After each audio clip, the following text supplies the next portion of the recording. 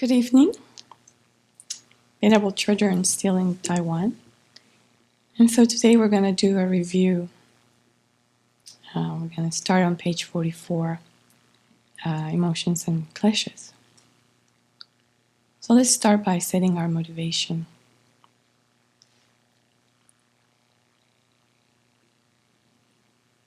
After 3 months of being in retreat and not having access to the news or any form of mass communication, I ventured into a few of the recent headlines to take a pulse on the state of the country and the state of the world.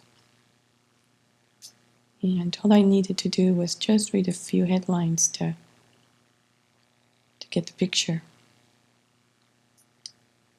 Not much change, really. Just stories about human suffering, about anger, jealousy, greed, despair, and so on. And looking at what's happening in the world, it'd be easy to point to other people, other groups, other countries, and say, well, they are the cause of my suffering. They are the cause of all the problems in the world. If I could only get rid of them, if I could only separate myself from them, then everything would be fine. I would be at peace. I would enjoy prosperity. I would enjoy freedom and happiness. But the Buddha taught that the causes of suffering do not lie outside of ourselves. They do not lie with other people. They do not lie with other countries. They do not lie in objects, situations of any kind. The causes of suffering are in our own minds. The way we think, the way we view the world, the way we see others, the way we see ourselves. These wrong conceptions lead us to act in ways that result in our suffering and the suffering of others. This is the real cause. And the Buddha encouraged us and challenged us to look deeply within ourselves, to understand our suffering, and to identify and abandon the causes of that suffering.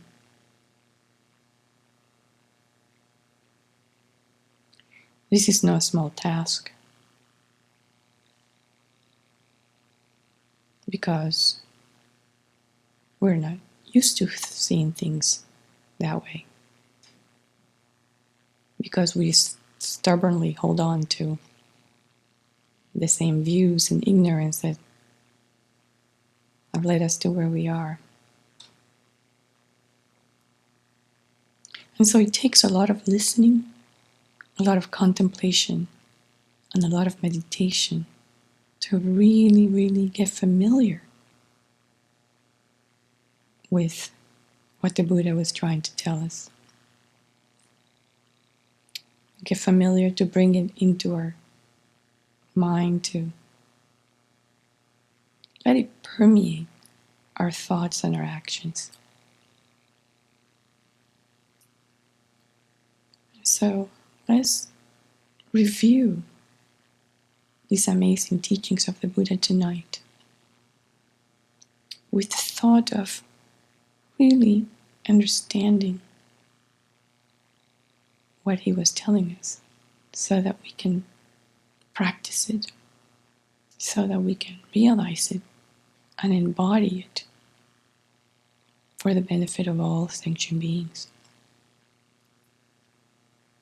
So that may we eventually become a Buddha ourselves and lead others on the path to Buddhahood.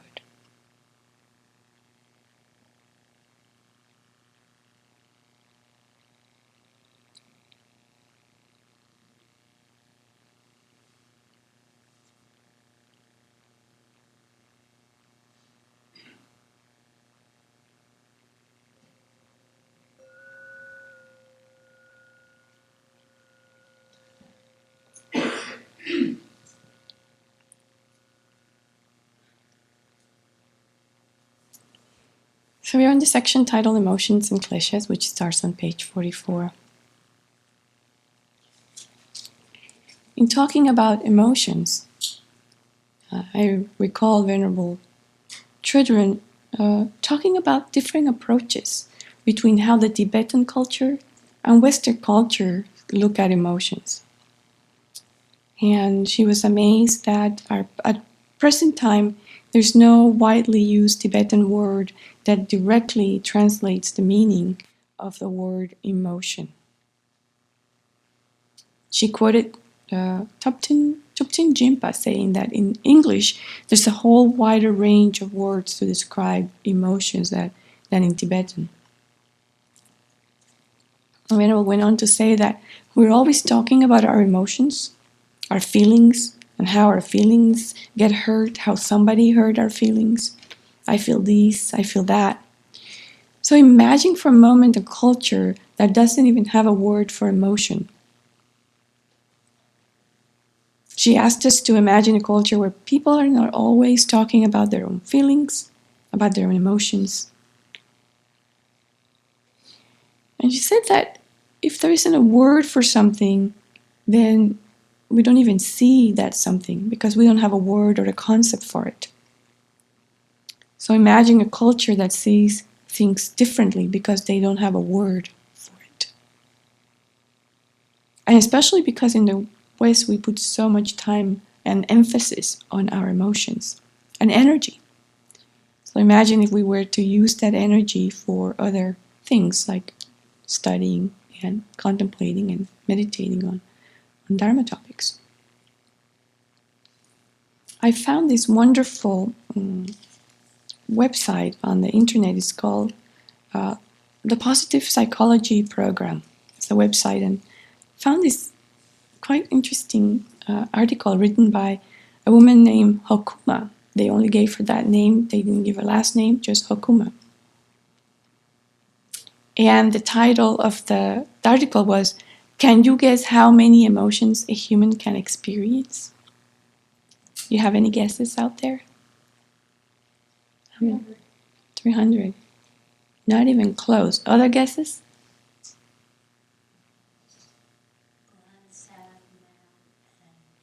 I'm scared.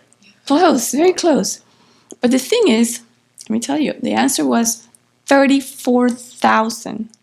With the ones the Venerable Chuni mentioned being the foundation, and I'm going to name them: joy, sadness, acceptance, disgust, fear, anger, surprise, and anticipation. So according to Dr. Robert Plutchik, who's an American psychologist, he proposed that these are the 8 primary emotions that serve as the foundation for all the others. And this article quote a number of researchers, Pollack in 2016, Watkins in 2014, Pico in 2016. And they're all talking about how these 34,000 distinguishable emotions are the primary emotions that are expressed in the human range. And so what they talked about is a range of emotions, not necessarily, when we think about anger, we know that somehow we can feel things like minor irritation, we can feel even all the way to rage. So there's a spectrum, in anger, for example, there's also annoyance, which are minor elements of anger that then, as we become more and more drawn into that emotion, it can explode all the way to rage. And so there are others.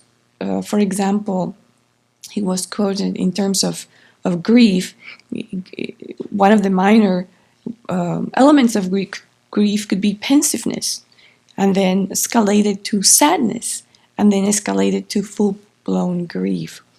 So there is an entire wheel that depicts all of these different ranges of emotion. In fear, for example, it can start with apprehension, go up to fear, and then go all the way up to terror. And if you kind of look at your own experience with these emotions, you can see that you have experienced some of these, the minor levels, all the way to the full-blown emotion. So I thought this was quite interesting, because it does give us more tools to begin to identify when these start arising. Because if we understand when these start arising, it's easier for us to counter them, to provide an antidote, or to find a way to stop them from exploding into something that we don't want. And then following the comments from Venerable when she taught this section, she was talking about how in Buddhist translation the word feeling does not mean the same as in regular colloquial English. In Buddhism, feeling refers to the states of being happy, unhappy, and neutral feelings. And she mentioned the 6 root afflictions and the 20 auxiliary afflictions, which then expand to 84,000. And these are called the kleshas. And I thought that the 84,000 mentioned here and the 34,000 mentioned here, well, there's some correlation between those afflictive state of mind and what we call just regular emotions. However, the word affliction can refer to many, many things in English. For example, we say we have an affliction when we are sick,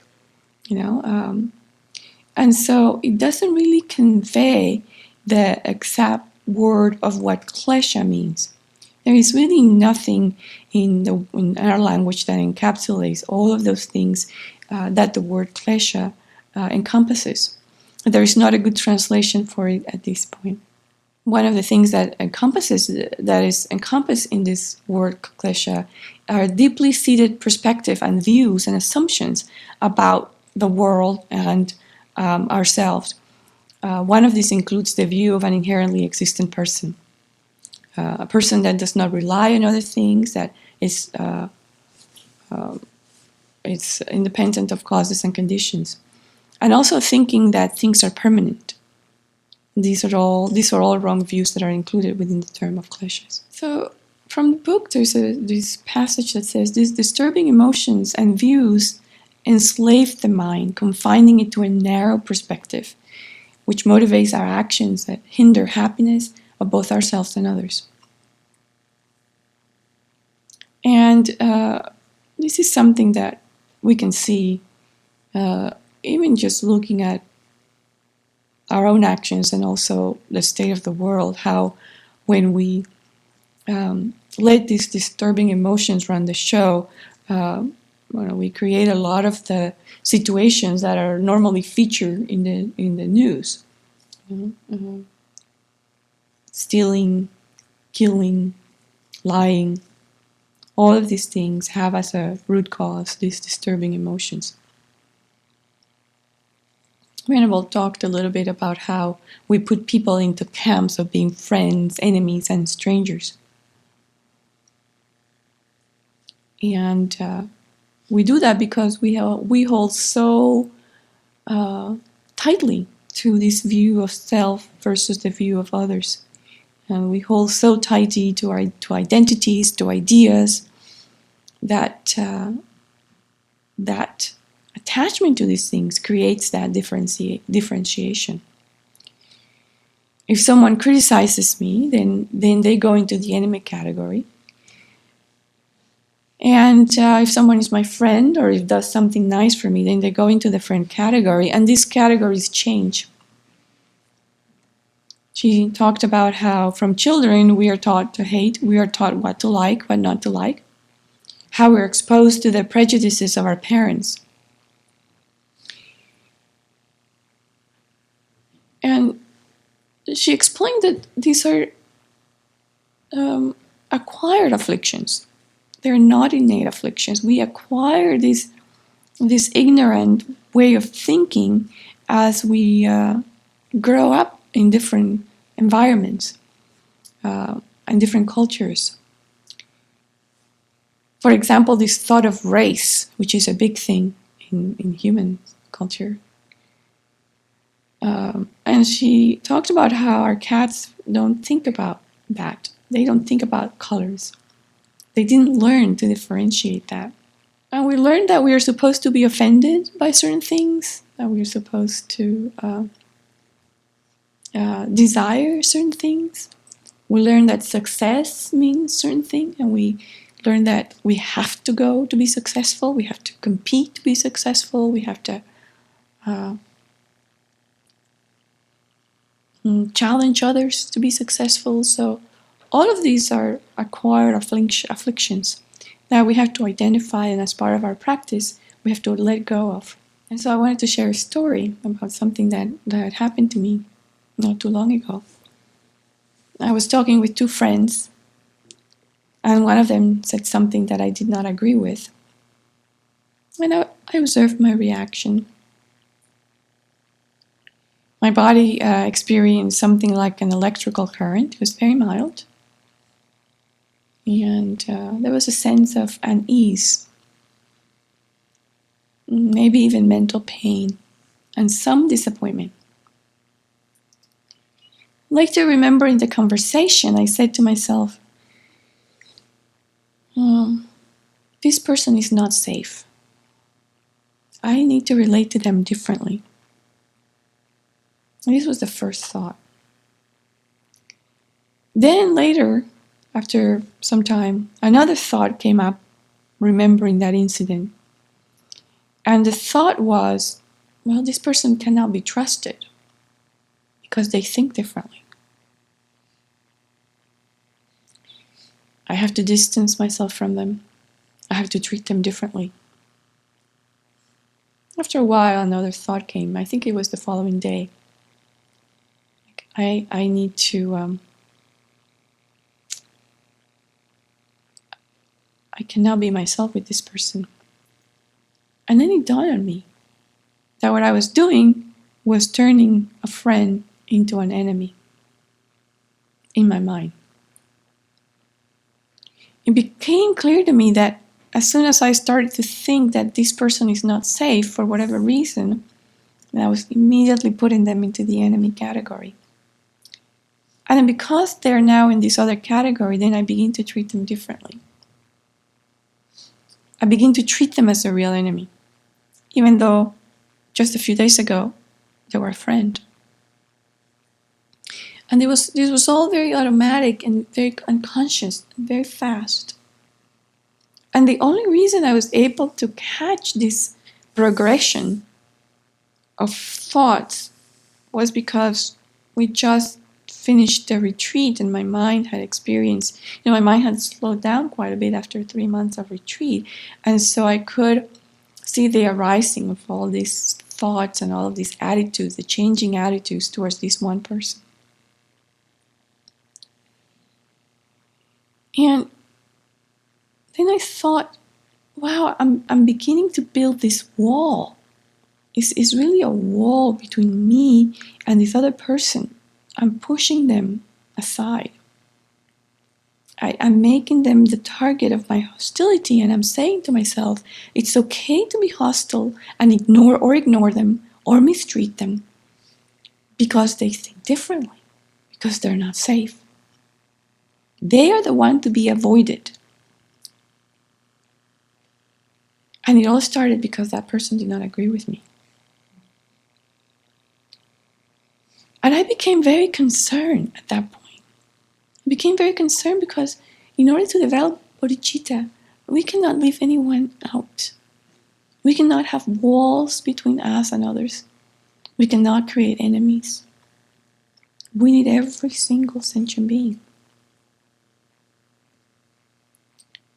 So how I started to backtrack out of that trap, out of that mental trap, was by going back to seeing the kindness. This person did not agree with me in this particular situation, but look at all the other things that this person did for me before that. Look at all the contributions that they've made to my well-being, to my happiness, just in the time that I have been here. They've cooked, washed dishes, do the laundry, cleaned the premises. This person have said kind words to me. And so by remembering that, just backtracking and then making a really concerted effort to connect, to reconnect with the person, to re-establish them as friends in a genuine way, because I didn't want to do it in a pretend way. I didn't want to do it in some kind of a fake mode. And so really showing them kindness in return. And that worked very well. It took a couple of days to undo that one thought. This person is not safe, and everything that came after that. It took a couple of days.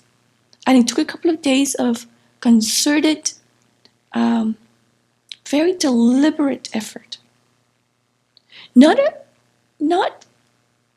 really forced, but rather acknowledging that this person is important to me. I depend on this person. My happiness depends on this person. And so I was very grateful that I had received these teachings, and that I was living in an environment where putting them into practice is being supported so well.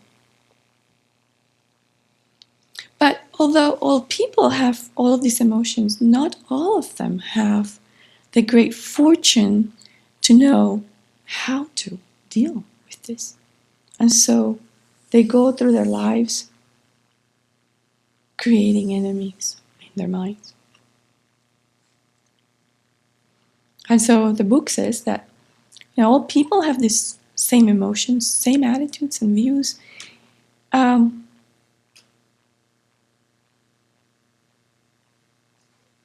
some of which are conducive to long-term happiness and peace, but others are hindrances, like the ones I was just referring to, like those attitudes that I was just talking about in my example. And there are some behaviors that are, and certain emotions that are socially acceptable in some cultures, and some others are not. For example, in some cultures, it is a social norm and is expected to hug and to kiss friends as a way of greeting. And it's considered very impolite not to do that. I mean, if you don't, like in Colombia, for example, in any Hispanic country, if you go to a friend's house or meet a friend on the street and you don't hug them, kiss them, there's something wrong with you. It's like, are you mad at me? Did I do something to you? Whereas if you look at countries in Asia, you're not supposed to touch people. And it happened to me at a retreat. I went to a retreat, a Vipassana retreat actually, and I was very used to this touchy-feely thing. It's part of my Hispanic heritage. And, for days there, you don't talk to people. You're in complete silence. I was deprived of touching. And I was also very much deprived of speaking. And when the last day came and we were able to speak, the first thing I did was reach out and touch and a woman that was there, and her reaction was like, oh! And I'm just like, and I was like, oh gosh, did I do something wrong? So these can get us, these different norms and can get us into some kind of sticky situations. In some cultures, students in elementary and high school stand up when the teachers come into the classroom, and some others don't. Venerable also was talking about how some behaviors are okay for men and some are frowned upon. The same behaviors are frowned upon in women. Like in the workplace, for example, you have a man who is competitive, who is fierce in his work, who is aggressive, and they are labeled, a success. They are applauded and encouraged. If a woman shows the same traits, they're called all kinds of unpleasant names, which I shall not repeat. So these are all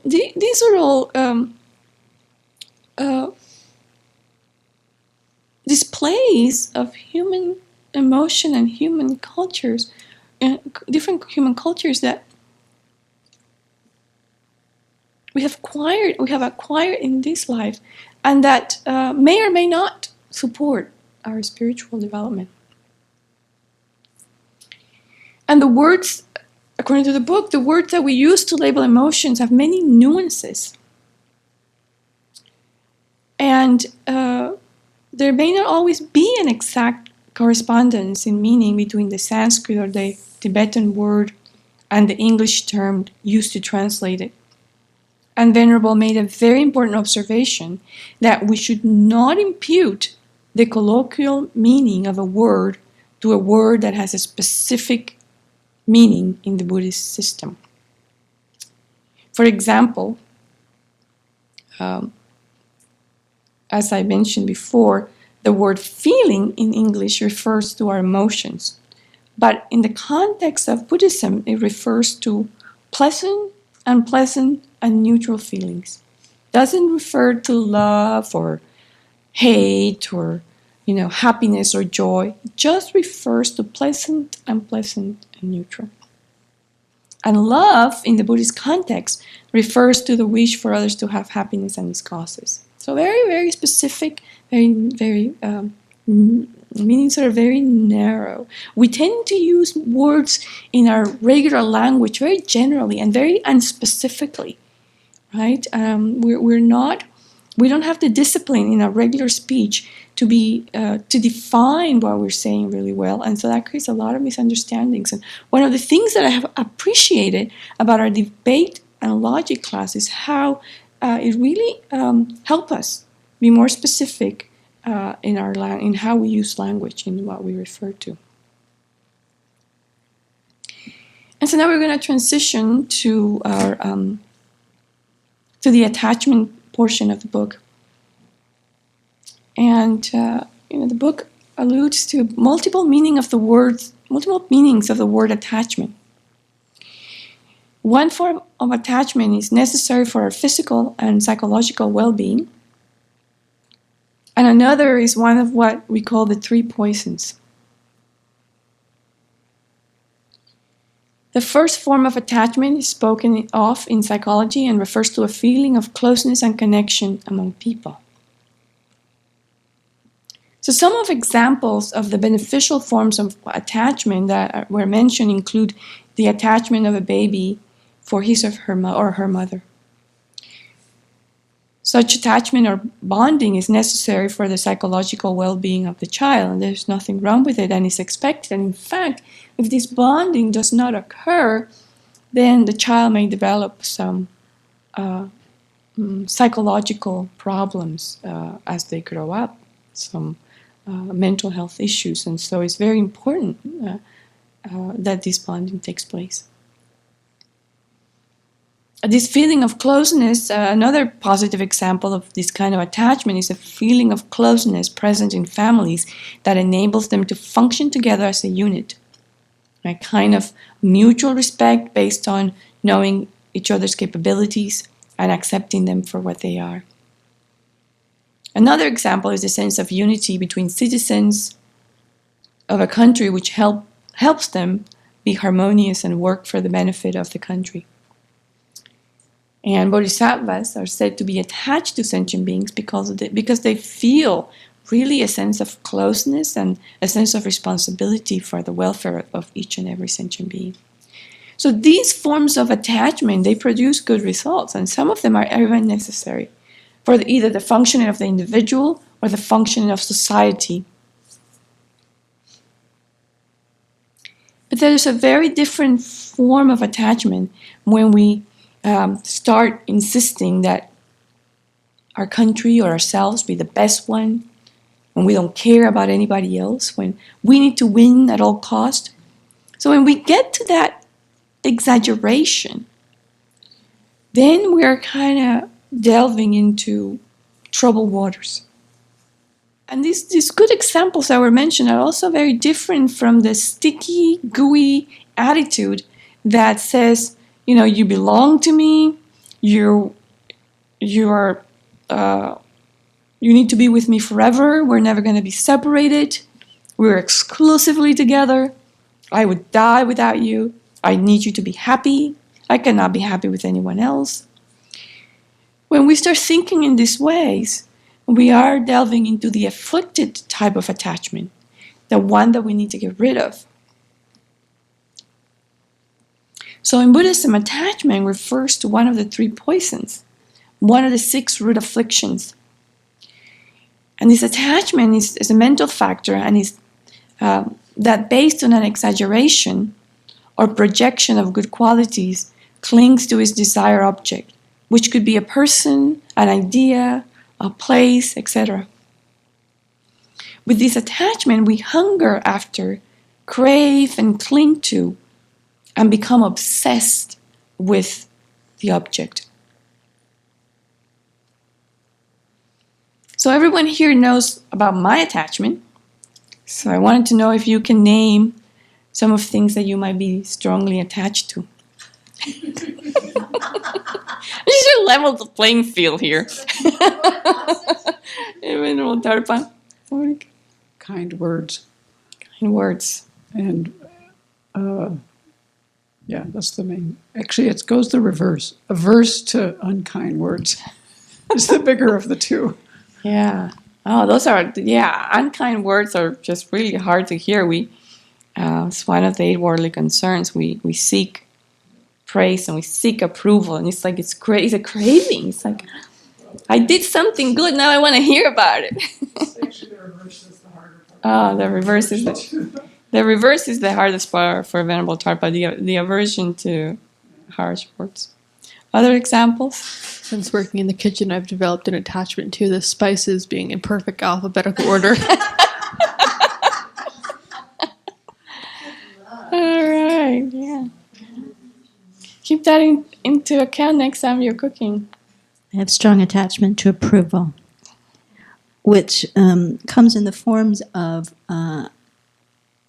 being liked or being trusted, things like that. And I would say, having worked on this for many years, that like Venerable Tarpa, the reverse, the attachment or the aversion to not having this, or to hearing the opposite, is worse. So I guess it's attachment to be separated from the opposite of that. That's a very good example. I will say this. It is a debilitating and devastating attachment. It is, useless. And painful. I get attached to people, there's no question about it. Family members, longtime friends. And this week we're going through saying bye-bye to our dear friends in Spokane. So I've done that meditation on, separating from others endless numbers of times. And it sort of barely scratches the surface, because what am I feeling today? I'm feeling pain that I won't see them who knows when. I'm attached to predictability, and well, it's been tested being here, that's for sure. I'm trying to let go, and also being special to other people. Yeah. I'm alone in this one. When I see Kuni's car pull up, And Kuni is a fabulous cook, Yeah. and she cooks for the community. My attachment goes through the roof because I know that there's good food coming, and there is. It's a nice car too. Me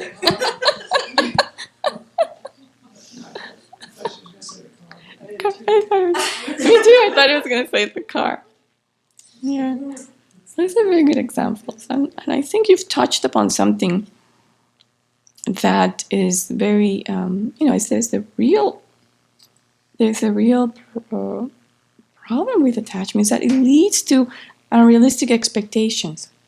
It leads to disappointments and difficulties when we discover that the object of our attachment does not possess all the wonderful qualities we thought it did, that is not reliable, that is impermanent. When we don't get it, or when we parted from it. And as all of you mentioned, that you've all experienced that. It's not, it's one of the things that as humans we experience, to be separated from what we want and to not get what we want. So let's talk a little bit about, let's try to unpack a little bit more about what are some of the other disadvantages that are associated with attachment. I want to name a few up there, you guys. Some thoughts in addition to what we just mentioned. Yes, Madam Alonso. Can't think clearly. You can't navigate reality clearly. Kind of like that craving in the mind, it's just propels you towards obtaining what you wish with not much concern for other things, and no matter be they important to you or when you're not in that craving state, you wouldn't act that way, but it propels you to not think clearly and then act in ways that are detrimental to yourself and others. Yep, been there, done that. Venerable Champ. I think that adds to that, it stimulates more afflictions coming up, such as jealousy or pride, even. What else? Anger, of course, big one. Big one. Yeah. What are the disadvantages you want to mention? It hurts. It's painful. Yeah. You can reduce other people to objects to manipulate to get what you want. Very true. Very true.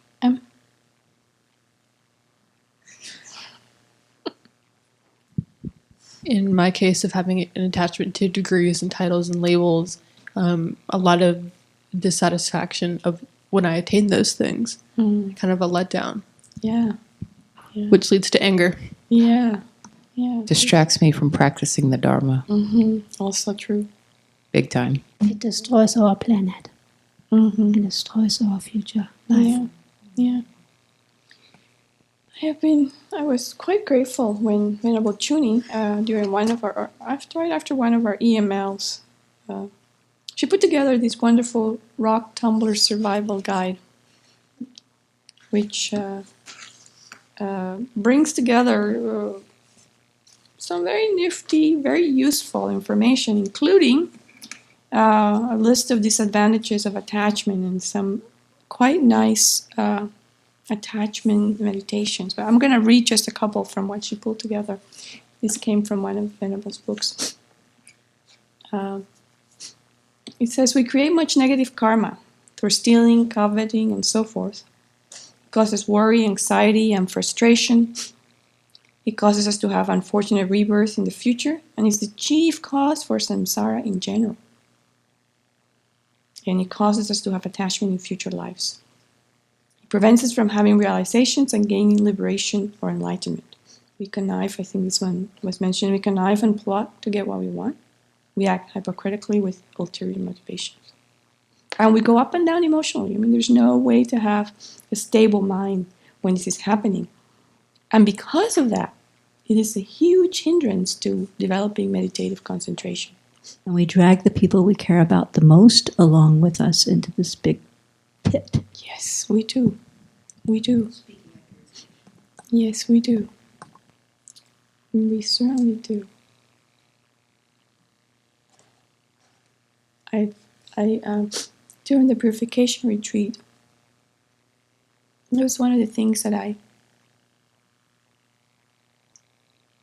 worked with. Is that at some point I was doing this meditation on attachment, and attachment is such that it makes us think that we're being kind, caring, and loving with those around us. It's a complete illusion. It's like a masked enemy. It parades as a friend. It makes us think that we're being nice. But the kind thing to do is actually to help others get rid of attachment. And that is so hard to do because our conditioning tells us otherwise. And so what I was trying to do was just familiarize myself with that idea that this is not kindness. Hooking people into these attachments, strong attachments, is really not kind for them, not kind for us.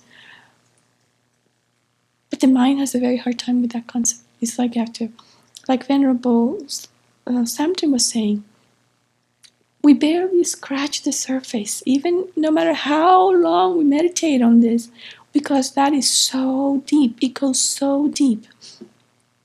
And the habituation is so strong. So going back to this thought of attachment being this huge hindrance to meditative concentration, I'm grateful that Christina gave me information about a webinar that Venerable did for Jewel Heart students, where she talked about meditative concentration, and she specifically talked about the 5 hindrances. And it was quite an eye-opener, and I wanted to share that with you because it offers some very vivid and strong images of attachment that I think it can help us sort of juggle a little bit out of that illusion of it being good for us. And this came from a text that is quite known in the Chinese tradition. It's attributed to Nagarjuna, but for some reason it's not in the Tibetan canon. But it has these amazing descriptions of attachment. And the text is called I don't know how to say it. Commentary to the Great Perfection of Wisdom Sutra. There's another word for it, but I can't. Thank you. Something like that. Exegesis. Thank you. Let's start pronouncing that word. And so what Nagarjuna was offering in this particular text was some quite pointed metaphors about attachment. And I thought it would be fun and as well as enlightening to think a little bit, contemplate these metaphors a little bit as a group, and then have a little bit of a go around to see what thoughts came up for you as we were contemplating this. You can write them down if you want. I'm going to read those metaphors, and then I'm going to pause a little bit between them to give you a chance to contemplate these metaphors, maybe write some thoughts, and then at the end, then we can maybe share if you want to share some of your thoughts on them, because I think they're amazing. So here it is. Desire, which is another word for attachment, is the net of demons, an entangling web from which it is difficult to escape. Desire is the net of demons, an entangling web from which it is difficult to escape. So just try to visualize that for a moment. Just see what comes up for you.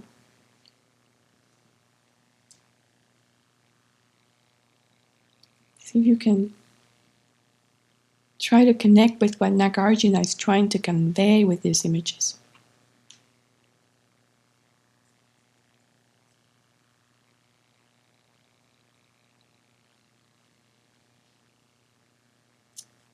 The next one is desire constitutes a burning heat which dries up all bliss.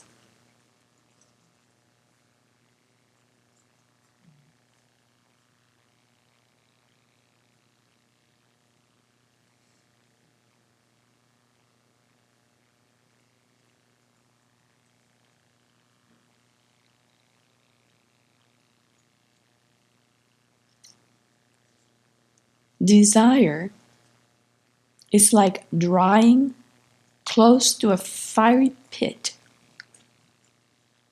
It's extremely fearsome.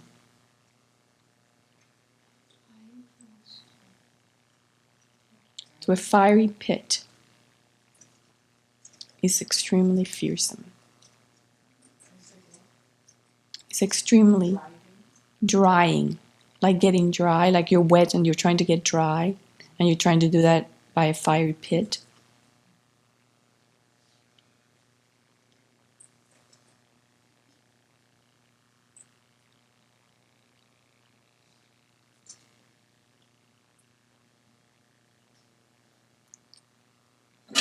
Attachment is like cornering a venomous snake, like an enemy invader brandishing a knife, like swallowing molten copper.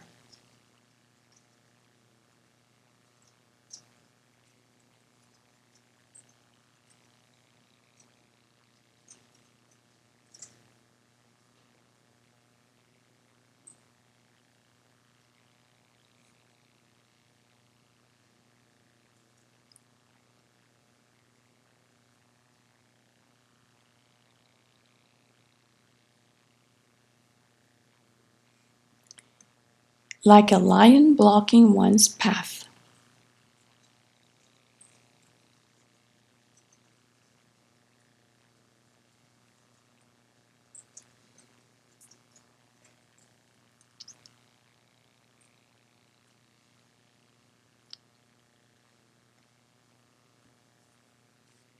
All of the desires are just like this and are worthy of being feared.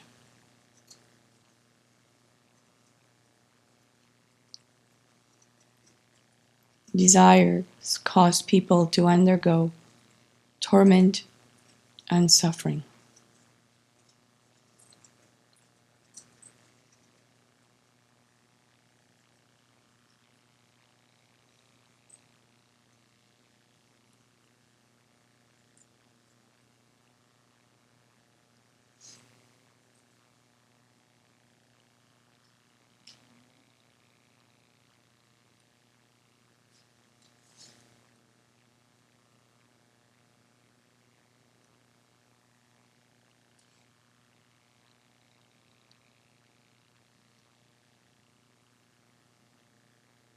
Would anyone like to share their thoughts on these metaphors?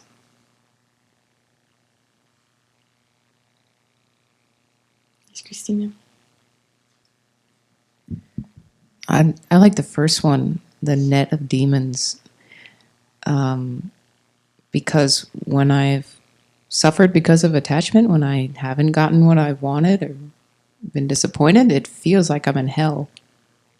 I mean, for very strong attachments, not all attachments, but yeah, I've really felt like, ugh, this is approximating a hell realm. I know it's much worse, but it makes me realize how a hell realm could be possible. Feeling so awful. And then an entangling web, yeah, it just really binds you. You can't escape, pretty much. What struck me was there being a burning heat that dries up all bliss. The image came to mind of like that, even very subtle, but it can be very strong, that restless energy that kind of I've seen just drives me to kind of buzz around with this really dissatisfied, anxious energy of having to get what I want. That's with this kind of inner burning of I've got to do this, get this, go there, do this. That's the whole process, and then the end result of that is dissatisfaction, but almost with this disbelief that the dissatisfaction is there, because the attachment still has this sort of like, oh, if I do this, then the happiness will come, but it doesn't. It, like a line blocking one's path. So it's kind of the end of, your precious human life to some extent. I mean, if you really go down the road. And I know from our own experience that,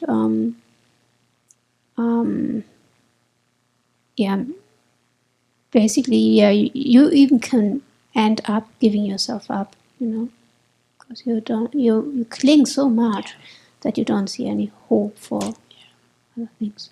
I had kind of a similar thought to Venerable Jampa, and I thought of the quote from, I think it's Chandakirti, just as a baby elephant falls into a deep chasm without, just as a baby elephant reaches for some grass at the edge of a deep chasm and falls in without obtaining any, so it is for those who desire the joys of the three worlds. And so I just thought of how dangerous attachment can be, and often, I don't come close to realizing that on a daily basis, not even close. And it really, it shows where I am in my practice, that I have a long way to go.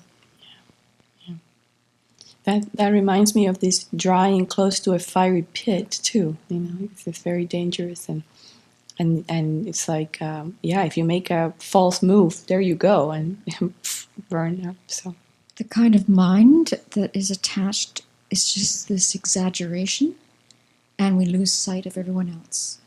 And then I have done things that I've profoundly regretted because I'm hell-bent on getting the object, whatever it is. And it is actually a frightening state of mind, in retrospect. yeah. I think the net of demons is the strongest one for me too, because this sense of being entangled by exaggeration, and then the grasp that the all the tendrils that go out trying to acquire and trying to hold and maintain, and oh man, it is a deadly, deadly, deadly net. Very difficult to escape. Swallowing a molten copper is, you just can't imagine. It's like you're all this fiery substance that is burning you as you swallow, and it's one of those images like, it does feel like that sometimes when you're in the middle of the attachment thing. It's like the pain and the torment that it produces. I can totally relate to this image of the molten copper. You're thinking that you're eating or indulging in something that's sweet and wonderful, and what ends up happening is that you're burned by it. You're burned by it in so many ways. So thanks for sharing. But Nagarjuna, he doesn't stop. He always has many angles for seeing one thing.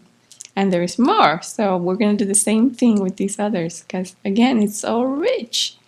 And I'm hoping that I will add these to my meditation menu. And so I'm hoping that you can also use them in your meditations to kind of help you get some distance from what you're attached to. So here we go. It says, those people, all of us, who are attached to desire are like convicts in a prison. Like a deer caught in a trap.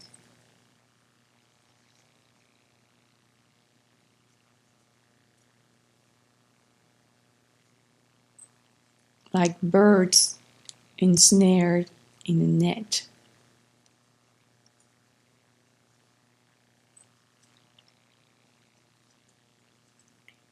like fish who have swallowed a hook.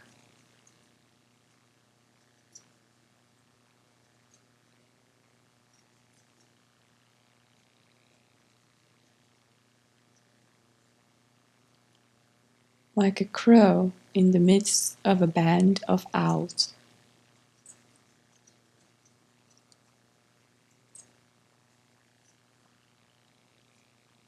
Think about those for a moment.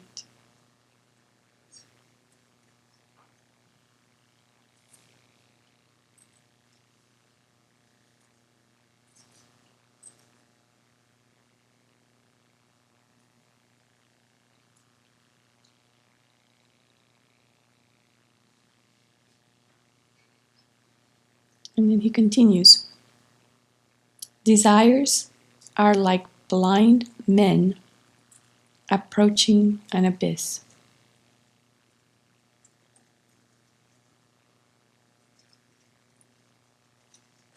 Like a fly caught in hot oil.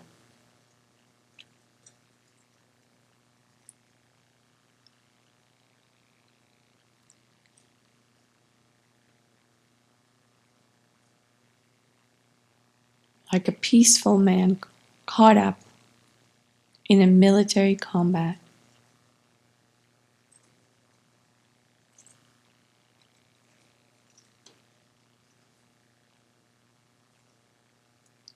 Like one who licks a honey-smeared blade.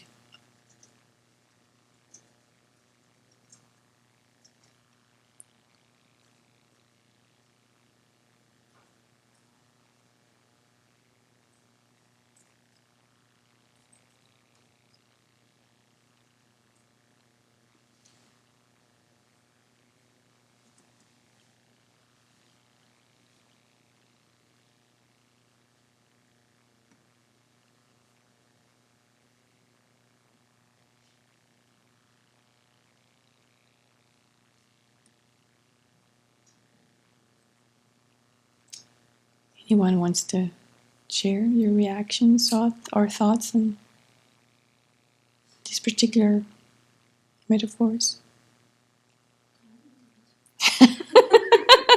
Venerable Jampa says, don't eat it. You know, this one like bird's snare in a net. I remember last year when the apple tree was covered by a net to protect the fruit. There was at least one instance, maybe more, of a bird getting caught in it, in the net covering the tree. And the poor creature was just really trying hard to get out of it, to get free from it. Just flapping the wings and trying to move away, but couldn't. You know, it was really hooked into it and was exerting all kinds of energy and getting tired. And finally, I think someone noticed it, and Venerable Semke went to set it free. And even though Venerable Semke was trying to set it free, it was afraid of Venerable Semke and not really, trying to even get away from her while still being caught in this net, and the anxiety, the suffering that poor bird was undergoing. Was quite, it was quite sad to see. But Venerable Semke, she's quite adept at dealing with little creatures and animals, and so she was able to free the bird from the net and let it go. But yeah, that was the first thing that came to mind, was that instance of the bird, and how, even if we try to get away from the attachment, it's like we're caught in there, and we're suffering. We know we're suffering. We want to get away from the suffering, but we can't. So it's definitely, for me, a very powerful image. Thinking about an upcoming BBC, before retreat sometime in Germany, there's an astronaut, Alexander Gerst, and he was the second time up in space. So I think there are not many people, like over 500, who have been so far in space for longer. And his perspective on life, on how to live, changed completely. So he saw from above how fragile this planet is, and that we are so grasping and creating this destruction, between nations and other wars, like you mentioned in the beginning, race differentiation. That doesn't exist when you look from above, when you take the wider perspective. And it became for him very clear that we are destroying ourselves. So clear. It's good to hear from somebody who people look up to him, and listen, because he has such a good view. Yes, very moving, very powerful, very convincing. Animals, they're headed towards their death, basically. They've been tricked and by something kind of more clever than them, and then unbeknownst to them, they've fallen into a trap, and then that's it. There's no escape, and so attachment is what keeps us trapped in samsara. So having death after death after death, it's just like that. Yeah. Luckily, I think the Buddha had such compassion, and our teachers after him, a long lineage of wonderful teachers who have made the Buddha's teachings come alive for all of us. We have antidotes for attachment. We've been provided with the medicine that we need to take to relieve our suffering due to attachment. It does take a long time, as we know, but they're there. So, can you name some of the antidotes? Can you name antidotes for attachment? Anyone? Christina? Reflect on impermanence. Yeah, How Manuel everything that. won't Yeah. last. Yeah, Manuel mentioned that. Certainly. I tried to contemplate the problems or other issues that will arise if I obtain this object or situation that I am so attached to. Yeah, that's a good one. Venerable also mentioned that's one of her ways to deal with it. It's like, what would happen if I get everything that I want? What after that? What then? Thinking about the disadvantages. Yeah, thinking, really contemplating the disadvantages. So again, I'm gonna read for the one from the wonderful Rock Tumbler Survival Guide. And yeah, the first one is remembering the disadvantages. The impermanence. Even if I get what I like, will bring me ultimate and lasting happiness. So thinking, really asking ourselves that question. Even if I get what I want, would that be it? Would that be lasting? Remembering that we have had similar pleasures infinite times in past lives, and it hasn't gotten us nowhere. Mentally dissecting the object or person into its parts and trying to find what it is that seems so desirable about it. And then considering how our mind creates the beautiful object by interpreting it a certain way and giving it the label beautiful, and then confusing our concept with the object itself, confusing the label with the object itself. So those are just some antidotes. Yes? I do think that absolutely none of these work until we've come to grips with the fact that attachment actually is really harmful. You can look at the impermanence of an object all day long and try to convince yourself that, I'm not attached because it's going to die. And until we're convinced that the attachment itself is the problem, they're not so effective. Yeah, very true. And let me reveal a little bit about the thickness of ignorance in my mind.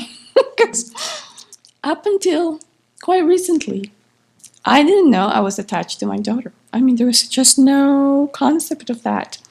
Even though I've heard so many teachings in attachment, it's like, no, not me. I'm I'm not exaggerating anything. What am I exaggerating? I couldn't make the meditation on attachment work for that particular instance. And it took like a year of hitting my head against that meditation and not coming up, coming up with nothing. And then one day out of the blue, I don't remember if I think I might have been sitting in the hall trying to ponder something different. And then the word exaggeration came, and then all of a sudden I said, I know what I'm exaggerating. I can't see right now what is it that I'm exaggerating. So we have to know, I think it's important to understand what it is that we're exaggerating and how we are exaggerating in order to be able to counter that. And the moment that I was able to pinpoint the exaggeration, the wrong way of looking at it, then the meditation became more flavorful. I have more to sink my teeth into, my mental teeth into with that meditation, because before that I had nothing to work with. And so for me that was really a turning point to really understand how, where I was getting stuck, where the stuckness. And of course it's a number of layers. You address one layer, and then something else come up, and something else come up. And with this, certainly there's a feeling, certainly there's a strong feeling component. But behind the feeling are all of our wrong conceptions, our thoughts that are behind this attachment, that if we don't unpack those thoughts and look at them with some Buddhist wisdom, then they're hard to give up. And even if you go at them one by one, it's like doing a net of wrong thoughts, where one connects with another through association. And so it's like, okay, here's one. Oh, there's one associated with that. Oh, that one's associated with. Oh, and there goes the other one. And so for me, it has been a work of identifying all of these thoughts that are not realistic, that are not based on wisdom, and then try to work to dispel each one of those wrong ways of thinking. Because all of samsara runs on attachment, then everything that we ever learned from the second we were conceived also runs on attachment. Yeah. So, our attachment, our loyalty to our family, or what we think is appropriate behavior around the family, or, especially around mating and continuing the species and all the things that we do around that, are so, we're just drenched in attachment being the way to go, which is also really hard to, part the water a little bit and see what's really there. Yeah. And what's scary now that you say that, is that what's scary is that in doing this work, the mind keeps on thinking that I'm destroying the love. Yeah. By going after the attachment, it's like, you're destroying the love, the affection, the care, the connection. It really fools us to believe that that's what we're doing. And who wants to do that? I don't. I don't want to stop loving my child. I don't want to stop the connection with her. I don't want to stop caring. And so then what I need to do is pull that away. Let's put that away for, I'll focus on the anger. Let me focus on something else that's safest, that's not getting so much to my core. And so it's really one of the things that, for me, it's like a very delicate surgery. Very delicate surgery, because at the same time that I'm trying to piece these out, take this string out, at the same time I'm trying to convince myself, This is not going to affect my relationship. This is not going to affect my love. This is not going to affect my care. Because when my mind goes into that direction, all hell breaks loose. Fear comes up quite strongly. And so, but it's because of that. Because from the moment that we come out of the womb, we confuse love and attachment. We think this is one and the same, and it isn't. So no wonder it takes a long time to do this work.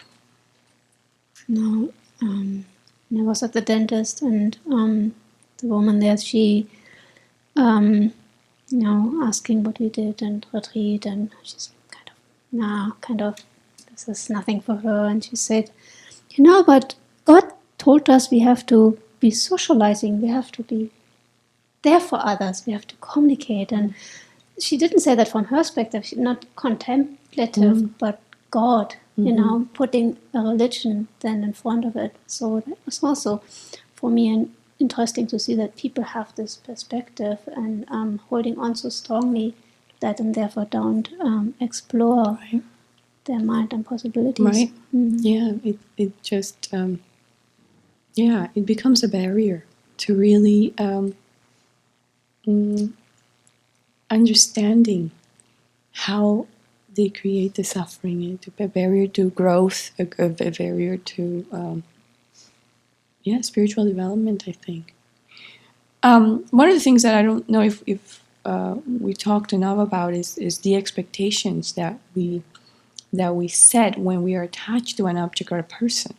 It's the expectations of that object and that person has to be there to satisfy my need for love, for affection, for well-being, for you name it. And when that expectation is not met, then anger is generated, disappointment, which then is directed towards that object, or toward that person.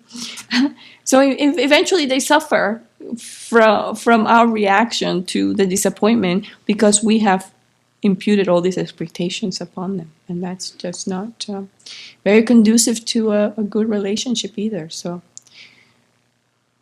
I think I think I have come to the end of my talking points here. But before we close, I just wanted to remind everyone of the takeaways, some takeaways or reflections that are highlighted in this section. We talked about the common meanings of the English word for attachment. So it's good to remember those. It's good to remember the disadvantages of the afflictive type of attachment. Venerable Chune was saying it's very true that one of the antidotes to it is to know the disadvantages. And then keeping in mind also, how easy it is to really tell when we're slipping into exaggeration and expectations.